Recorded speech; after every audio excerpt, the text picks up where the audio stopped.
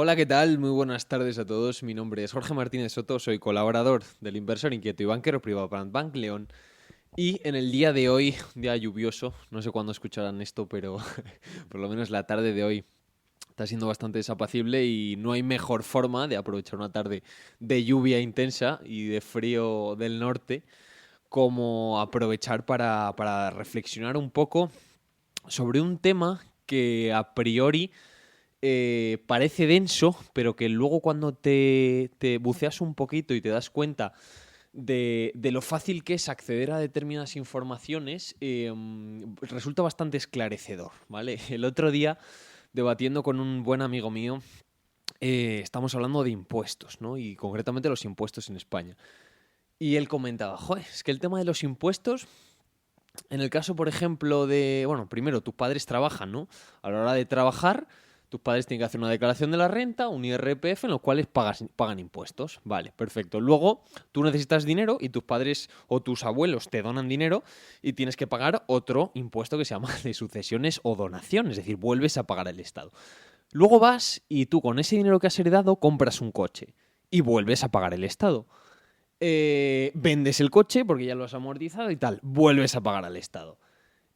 Falleces y tus hijos heredan, vuelves a pagar. Es decir, que lo que estaba claro es que hagas lo que hagas hasta morirte, supone que pagues más impuestos al Estado, ¿no? Y esto es algo que llama bastante la atención y que es bastante ilustrativo. Yo en realidad pues no tenía nada que debatirle porque es que esto es así. Es decir, es el sistema tributario y fiscal en el que vivimos y es algo completamente realista. O sea, prácticamente cualquier transacción de cualquier tipo, cualquier movimiento de capital, incluso el ahorro, se graba en este país, ¿no?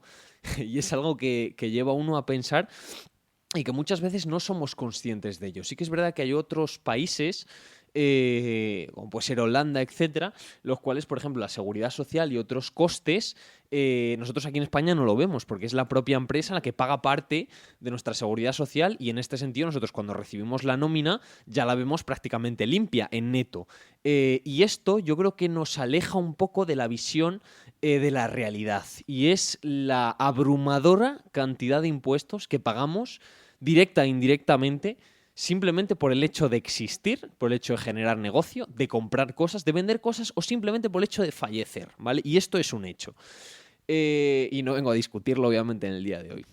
Lo que sí vamos a hacer en el día de hoy es analizar los datos, ¿vale? Para el día de hoy tenemos dos preguntas. Primero, ¿pagamos demasiados impuestos en España? ¿Ustedes qué creen? ¿Sí? ¿No? Y la segunda es a qué se dedican estos impuestos.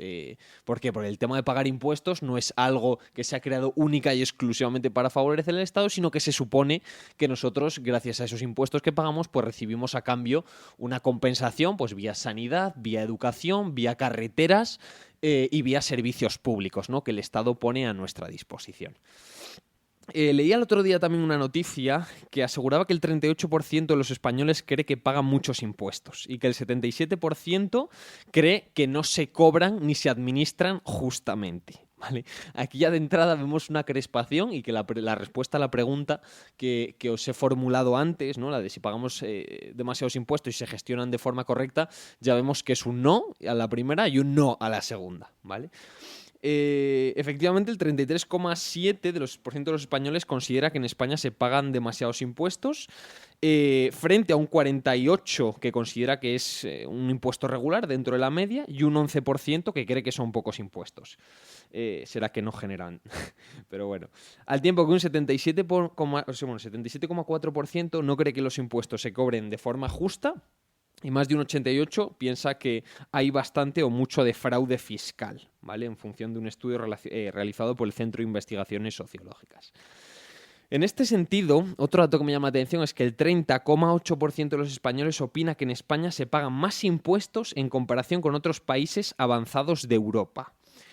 Frente a un 18% que cree que se paga igual y un 41% que dice que hay menor carga fiscal. En esta segunda comparativa, en la cual pues, se compara el marco fiscal español con el resto de marcos fiscales de la Unión Europea o de la OCDE, la gente cree que pagamos menos impuestos. Es decir, la encuesta realizada por este instituto de investigación dice que España, en teoría, tiene una menor carga fiscal. Veremos a continuación si esto es así. El 59,1% asegura también que recibe menos de la administración pública de lo que paga en impuestos. Es decir, también aquí vemos que de entrada la gente sí que cree que pagamos bastantes impuestos, la gente cree que no se están gestionando de la mejor manera posible, hay bastante gente que también cree que se produce un fraude fiscal, es decir, que hay gente pues, que evade a través de diversas vías pues, pagar los impuestos que le corresponden. Otra de las conclusiones sería que creemos de media que estamos por debajo de los impuestos que se pagan en Europa y más de un 59,1% asegura que recibe de la administración menos de lo que la administración le recauda a él en impuestos, ¿vale? Con esto ya tenemos un primer vistazo de lo que opina nuestra sociedad, ¿no? Pero ¿cuánto de estos porcentajes es real? Las respuestas de la gente ya la tenemos. Cada uno tiene la suya y su visión en base pues, a lo que haya trabajado, lo que haya cotizado y las experiencias que haya tenido y su visión de la economía y de la fiscalidad, ¿vale? Pero ¿cuánto de esto es verdad? Ahora vamos a ir a los números, ¿vale? Primero, para debatir si los impuestos son o no excesivos, hay que entender primero qué es un impuesto y qué es un contribuyente. En este caso voy a citar al expresidente de los Estados Unidos, Ronald Reagan, que decía muy acertadamente que el contribuyente es una persona que trabaja para el gobierno, pero que sin saberlo ha hecho las oposiciones a funcionario. O sea, es una persona que trabaja para el gobierno, pero sin haber hecho esas oposiciones a funcionario. ¿Por qué? Porque contribuye, como muy bien su nombre indica, a alimentar a ese Estado, ¿no? Hay muchas maneras también de definir a las personas que pagan impuestos y esta obviamente pues, es tan válida como irónica, ¿no? Y es que a Ronald Reagan además no le faltaba razón. Sin el pago de impuestos más o menos altos y más o menos progresivos, dependiendo del país en el que vivamos, estos últimos, es decir, los estados no podrían sobrevivir. Hay que entender que si no existirían, o sea, si no existieran los impuestos, los estados no se sostendrían, ¿vale? Por lo tanto, hay que ver el Estado como un ente que obtiene su financiación del sector privado, ¿vale? De aquella gente que produce, que consume y que mueve dinero, ¿vale? Además, el tema del pago de impuestos no es algo optativo, o sea, es algo absolutamente obligatorio en todos los países del mundo, independientemente de la cuantía, ¿no? Ya que toda actividad pues, colectiva y organizada, ya sea pública o privada, necesita una serie de recursos económicos para cumplir sus fines. Cuando se trata además de un Estado, o en este caso una administración pública, los recursos económicos van destinados, en teoría, al sostenimiento de las actividades y servicios públicos, ¿vale? Que van de lo más diverso y luego entraremos en los presupuestos generales del Estado, ¿no? Para ver a qué partida se dedica mayor porcentaje de lo recaudado.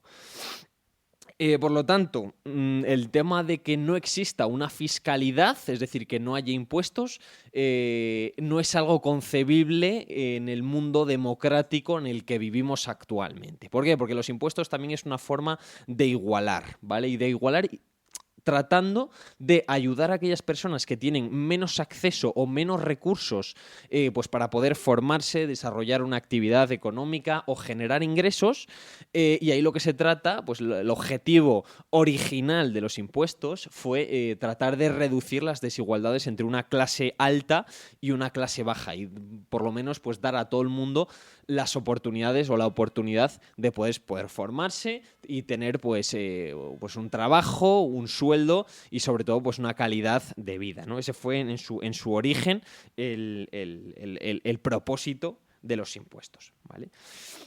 Ahora vamos a hablar también de los diferentes tipos de impuestos, porque en nuestro país existen principalmente dos tipos de impuestos, que son los directos y los indirectos. En este caso, los directos son aquellos que gravan una manifestación directa de la capacidad económica, ¿vale? Vía IRPF, es decir, impuesto a la renta de las personas físicas, impuestos que te graban a ti directamente simplemente por el hecho de generar un capital, generar un patrimonio o tener una serie de ingresos, pues por ejemplo, pagar por el alquiler de un inmueble, pagar por desarrollar una actividad económica, pagar por recibir una serie de rendimientos del trabajo, un sueldo de la empresa en la que trabajamos, y eso se consideran directos porque graban esa generación de riqueza de una forma directa, ¿vale? Luego también pues tenemos el impuesto de sociedades, sucesiones, donaciones, en sí, que como muy bien he dicho, se caracterizan por ser directos, es decir, que graban pues esa producción o esa transmisión del patrimonio, ¿vale? Y luego tenemos los impuestos indirectos, que probablemente sean con los que más familiarizados estén, pues es el IVA, por ejemplo, es decir, no es un impuesto que grave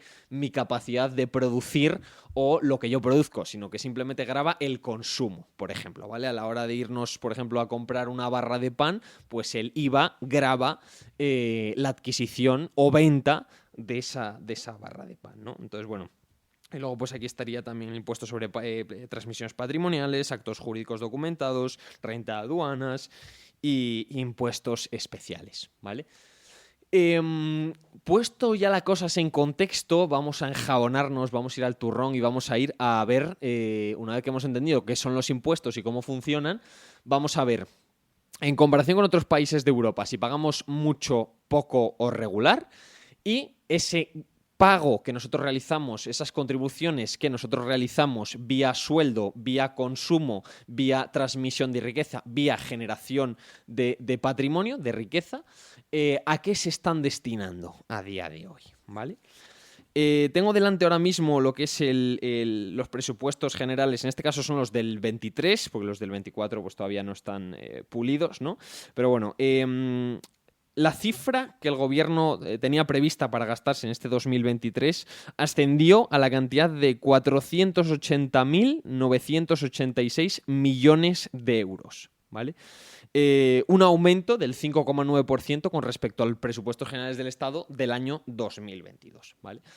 Y aquí me vais a disculpar, pero voy a entrar a machete porque la gente a priori dirá, vale, o sea, yo si les preguntara a ustedes, perfecto, ¿a qué se creen ustedes que se dedica, gran parte de lo que nosotros generamos, ¿vale? Todos estos impuestos, ¿no? Pues muchas respuestas pueden ir por las vías de la sanidad o el gasto en educación, ¿no?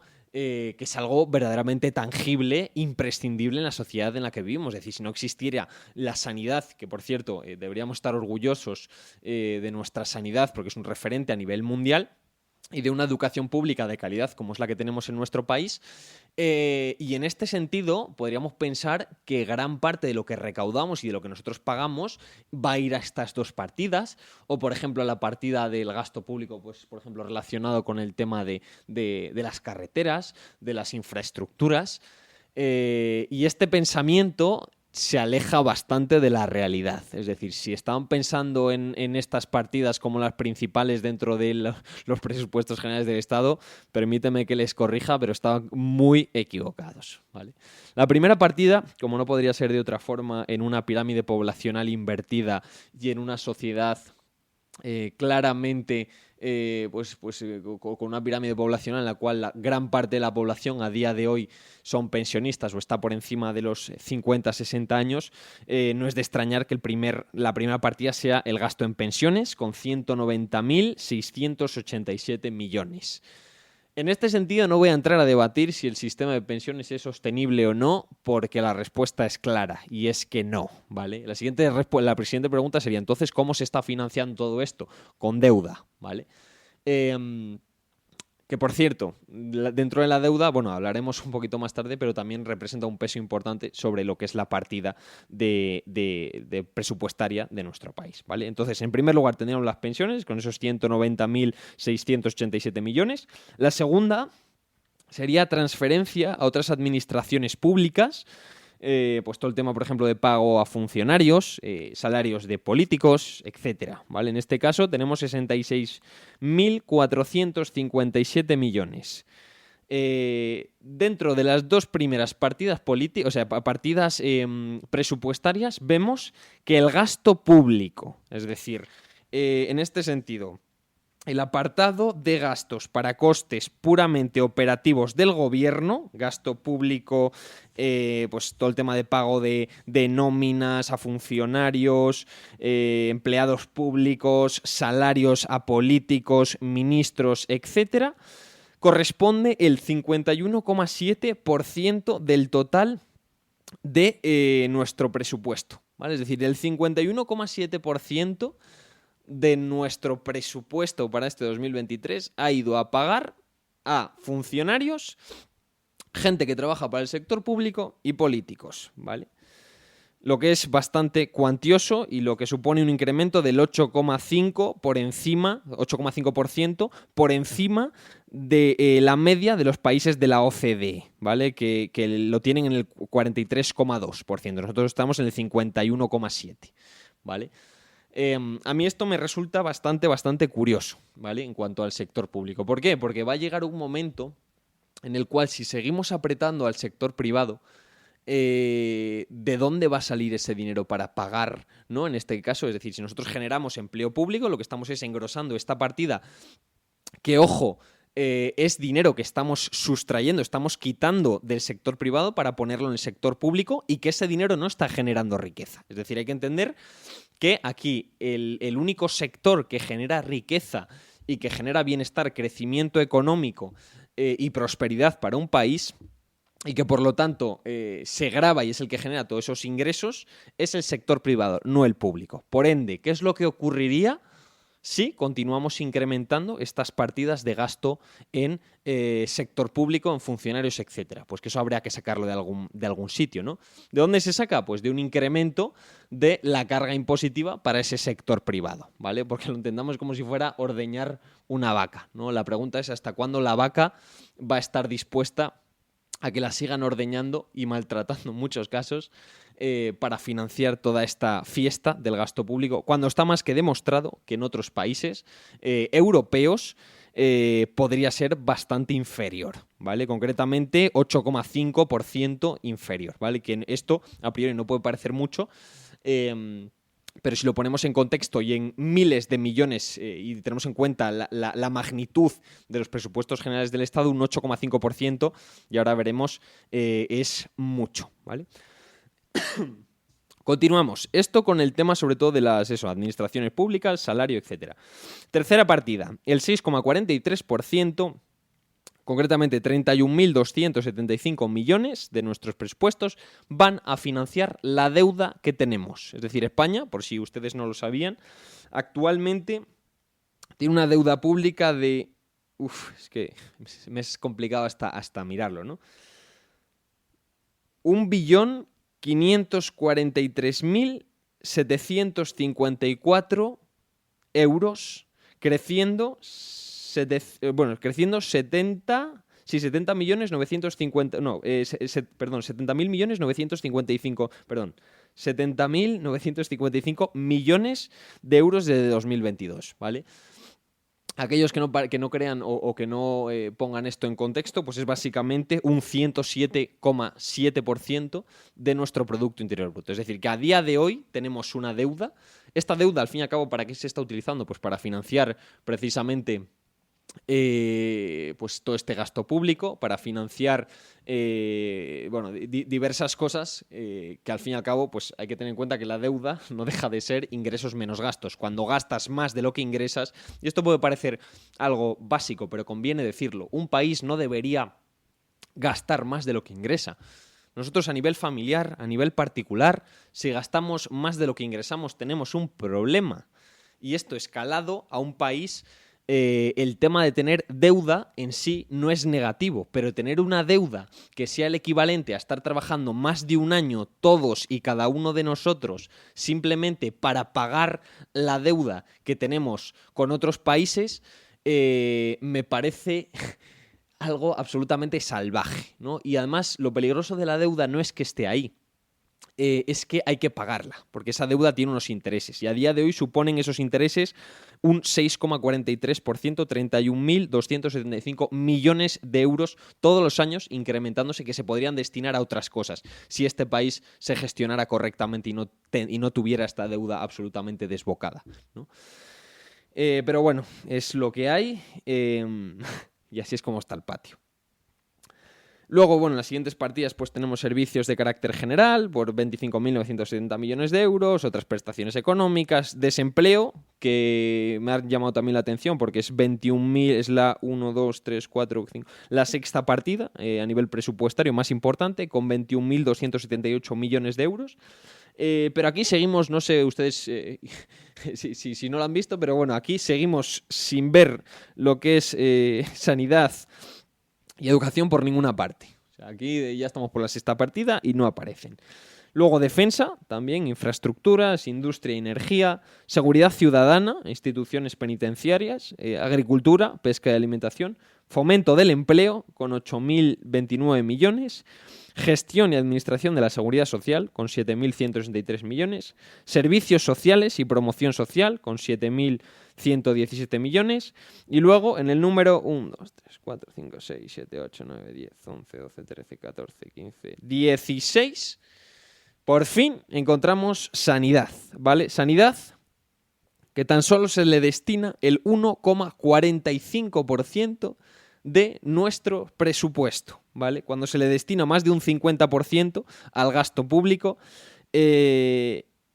y cuando se le destina pues un 6,43% a pagar la deuda, ¿vale? Sanidad, repito, un 1,45% del total de nuestros presupuestos. La siguiente es educación, que se le destina, ojo, un 1,10%. Es decir, entre sanidad y educación, que se supone que deberían ser las partidas más importantes, ¿no?, de lo que se alardea, entre las dos suponen menos del 2,80% del Producto Interior, o sea, de los presupuestos generales del Estado, ¿vale? Es decir, que supone más la gestión y administración de la seguridad social y los servicios sociales y de promoción social, que sinceramente no sé exactamente a qué se dedica este dinero, el gasto es mayor que lo que se dedica a sanidad y educación, ¿vale? Y estos son datos objetivos, cada uno que saque de aquí sus propias conclusiones, ¿vale? En este sentido, y por concluir este podcast, con esto ya concluimos también con la parte de los presupuestos. Yo creo que ha sido un resumen bastante gráfico, ¿no?, de a qué se destina el dinero que recauda el Estado del sector privado. Y de este modo solo queda concluir el podcast comparando un poco y viendo si esas afirmaciones del principio de que estamos por debajo de la Unión Europea y de la OCDE en cuanto a tipo impositivo son reales o no, ¿vale? A día de hoy, la presión fiscal en España, teniendo en cuenta pues, presión fiscal como el conjunto de impuestos que se pagan por un ciudadano, es del 38,4%. El 38,4% de lo que genera, de media, ojo, que en algunos casos puede ser bastante mayor, pero de media el 38,4% de lo que genera una persona a lo largo de un año y a lo largo de su vida se lo queda el Estado. Es decir, que prácticamente, bueno, de hecho, más de 4 meses del trabajo de todos y cada uno de nosotros va directamente, 4 meses, enero, febrero, marzo y abril. A partir de mayo, en el mejor de los casos, empezaríamos a trabajar para nosotros. El resto, y para nuestro ahorro, el resto se lo queda el Estado, ¿vale? En nuestro caso eso, un 38,4%. En el año 2020, para que veamos que esto además se está incrementando, fue de un 36,7%, es decir, prácticamente un par de puntitos menos. Pero es que la media de Europa es un 34,1%, ¿vale? Por lo tanto, estamos más de un 4,3% por encima de la media de la OCDE, ¿vale? Es decir, que España, efectivamente, y tal y como suponíamos, se grava y el impacto fiscal, la presión fiscal es de media mayor que la de los países de la Unión Europea, ¿vale? Y de la OCDE, perdón. Así que nada, cada uno, como digo, que saque sus propias conclusiones.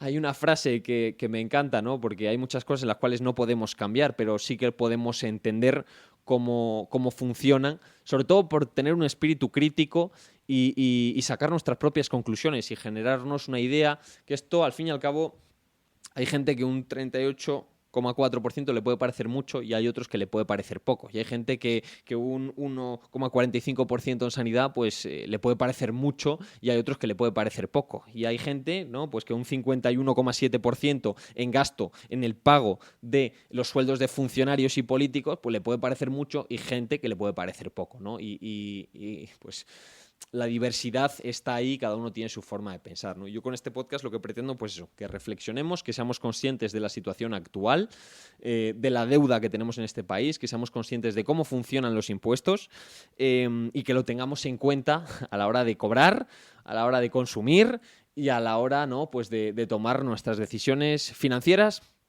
políticas y fiscales, ¿vale? Así que nada, sin nada más que añadir por mi parte, os doy un abrazo a todos, adiós rogando y con el mazo dando, y nos vemos en el próximo podcast. Un abrazo.